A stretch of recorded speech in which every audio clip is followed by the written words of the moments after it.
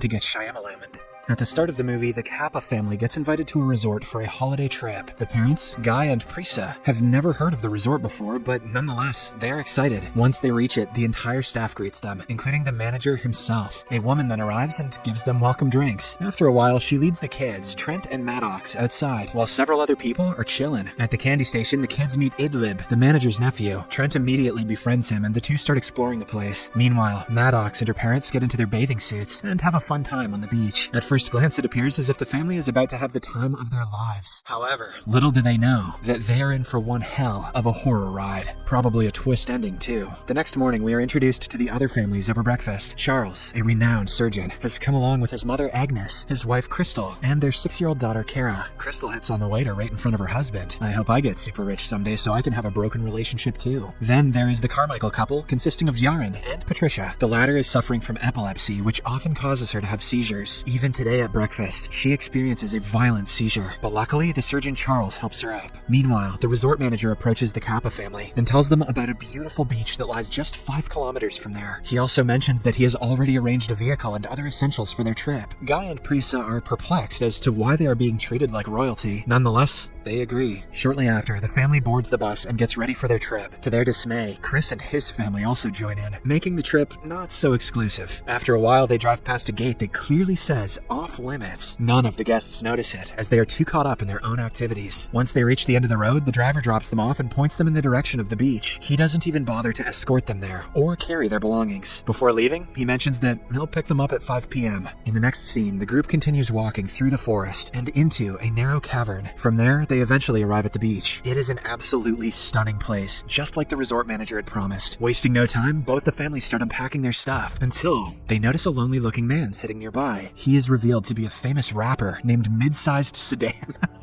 Mid-sized Sedan. Maddox immediately recognizes him and tries to get his autograph, but her dad tells her to leave the guy alone. After a while, the 3 kids get to playing and find numerous items buried in the sand. Most of them are toys, while some are other objects that one would normally bring to the beach. It gets even weirder here. The beach doesn't contain a single fish, not even small mollusks. And you know what they say? No mollusks? Get the hell out of there. Meanwhile, Trent, being a curious kid, goes swimming alone. He splashes against the small waves and is having a fun time until a dead body comes floating towards him. Terrified, he screams for help, and the adults immediately come to rescue him. The dead body is brought to the shore, and the surgeon, Charles, deduces that she had drowned just recently. He then asserts that Mid-Sized Sedan killed her, as there was no one else on the beach when they arrived. Dude must have mid-sized murdered her ass. The accusation becomes even more compelling when Sedan is seen bleeding from the nose, indicating that he had a fight with the woman. The latter tries to explain that he had nothing to do with the incident, but no one believes him. Meanwhile, the little boy Trent keeps complaining that his swimsuit feels tighter. Could have something to do with that dead naked body on the beach. This could be the start of a problem for little Trent. Charles's mother Agnes also says that she is having difficulties in breathing, sensing that something bad is happening. Charles tries calling for help, but there is no signal in the area. Just then, the couple from earlier, the Carmichaels, arrives there. They have also been dropped off by the driver on the resort manager's orders. The terrified group immediately briefs them on the situation, and hence, the husband, Jared, decides to stop the driver from leaving. However, as soon as he runs inside the cavern, he falls unconscious. A few seconds later, he wakes up on the beach with a bad headache. Everyone is confused by what just happened, but before they can investigate it, they learn that Agnes has stopped breathing. The group immediately rushes to her, and Charles tries his best to resuscitate his mother. Unfortunately, all of his efforts go in vain. Meanwhile, the Carmichaels are talking to the Kappa kids to distract them. Jaren asks the boy his age, to which Trent replies 6. The Carmichaels find it hard to believe, as he looks considerably older. Just then, Prisa arrives at the scene and is stunned to see her children. Miraculously, they have aged by a few years, making them impossible to recognize. Seeing the chaos unfolding around him, Sedan makes a run for it, and Charles chases after him. However, as soon as they reach the caravan, they black out and regain consciousness back on the beach. Witnessing all of this, a worried Prisa asserts that they should find another way out of the place. Unfortunately, every time one of them gets near the large canyon, they lose consciousness and end up on the beach again. This means that they're trapped for good, with 2 dead bodies around them. To make matters worse, the children are aging so rapidly that it will be difficult to find new clothes for them. We're gonna have to see our kids naked. Panic sets in, and the adults start brainstorming on what to do next. The Kappas believe that a virus is causing all the anomalies, while Charles, who has started becoming paranoid, makes a cut on Sedan's face with a knife. Someone's gotta call Charles out on his racism. Surprisingly, the cut gets healed instantly, almost as if it never existed. After a while, Maddox takes Sedan away and asks him the truth about the place. The latter promises that he's as clueless as they are. As the two get comfortable talking, Sedan reveals that he suffers from a rare condition, which stops his blood from clotting. Meanwhile, the adults also discover that the girl they found dead on the beach was suffering from sclerosis. Just then, Prisa starts losing her senses and soon falls to the ground. It turns out she is suffering from a tumor, and this is the main reason why her marriage with Guy was falling apart. Before they arrived on the beach, it was a tiny tumor, but now it has grown to become the size of a tennis ball. With time running out, Charles decides to perform a surgery with the knife he has. However, as soon as he makes an incision, it heals instantly, just like it did with Sedan. To make matters worse, Charles starts talking to himself. Before arriving at the beach, he had displayed symptoms of schizophrenia, but now the disease is taking over him.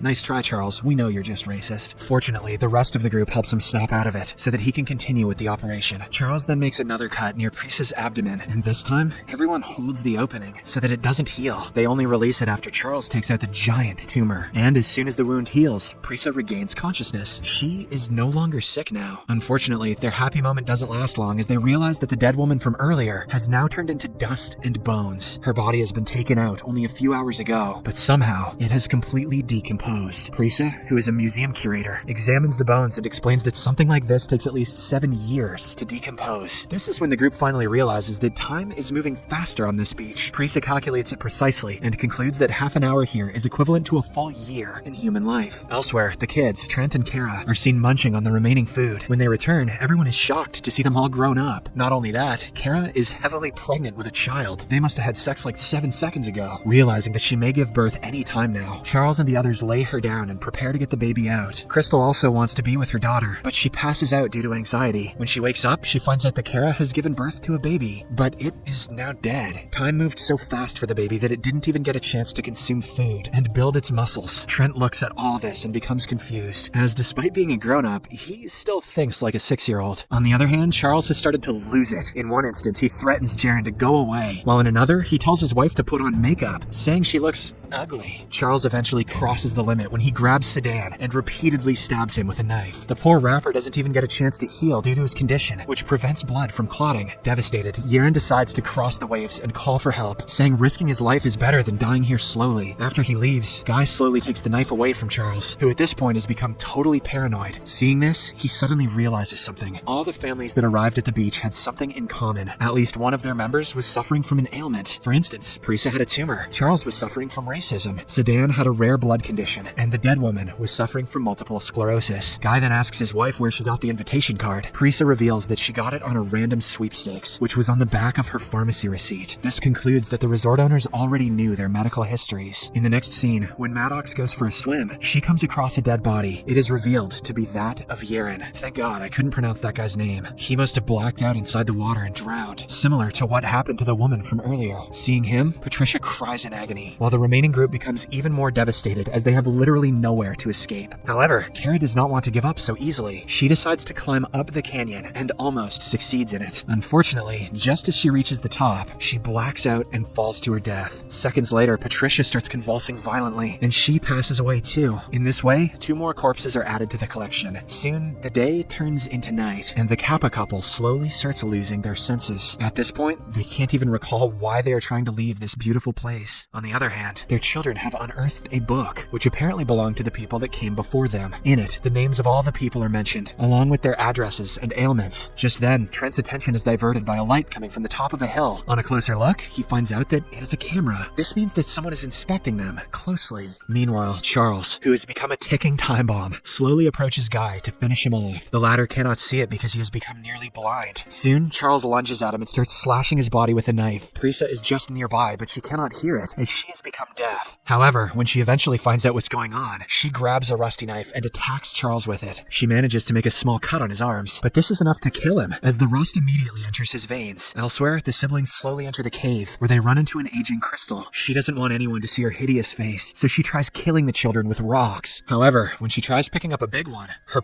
bones break. It immediately heals, but in the wrong direction, deforming her. Crystal dies a painful death shortly after. After the commotion ends, it is only the Kappa family that is standing. They regroup near the beach beach for one last time, and Guy emotionally says that he loves his family a lot. Saying this, he passes away. Prisa also succumbs to her old age soon. The children are distraught, as without their parents, they're helpless. The next morning, they wake up in their late 40s, knowing that they will also end up like their parents. Trent and Maddox decide to spend the remainder of their time playing. They start making sandcastles, and this is when Trent remembers that the resort manager's nephew, Idlib, had given him a puzzle to solve. Since they have a lot of time, Trent brings out the puzzle and eventually deciphers it. It reads, "My uncle doesn't like the coral." With this message, the siblings realize that the coral has all the answers to their questions. Hence, without wasting any time, they dive into the water and head to the coral. Soon, they come across an underwater tunnel, and as they try to get through it, Maddox's dress gets stuck on a piece of coral. The scene then cuts to a man observing the beach from the hills. He is none other than M. Night Shyamalan himself. His twists are getting so powerful that he's injecting himself into his own films. What will he do next?